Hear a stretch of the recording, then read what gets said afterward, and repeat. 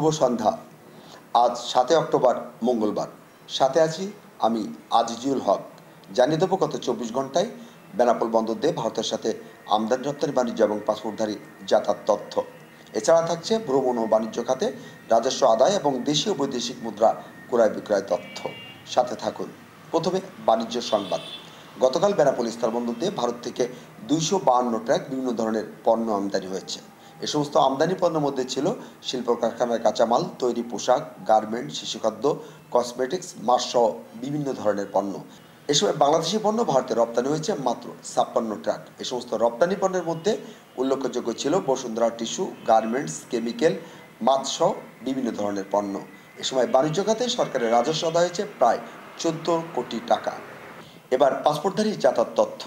গতকাল বেনাপোল স্থলবন্দর দিয়ে ভারত এবং বাংলাদেশের মধ্যে মোট ১,৫২২ জন দেশ বিদেশি পাসপোর্টধারী যাতায়াত করেছে। এ সমস্ত পাসপোর্টধারীদের মধ্যে বেনাপোল বন্দর দিয়ে ভারতে গেছে ৯৩৭ জন এবং ভারত থেকে ফিরেছে ৫৮৫ জন। এ সময় ভ্রমণ খাতে সরকারের রাজস্ব আদায় হয়েছে প্রায় ১৪ লাখ টাকা। দেশীয় বৈদেশিক মুদ্রা ক্রয় বিক্রয় তথ্য। স্থানীয় মানি চেঞ্জারগুলোর তথ্যের মতে আজ বাংলাদেশি ১০০ টাকার বিনিময়ে ভারতীয় রুপি মিলেছে ৭৩ রুপি।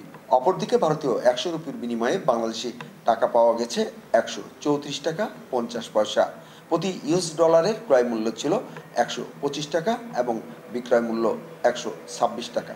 সাথে থাকার জন্য ধন্যবাদ।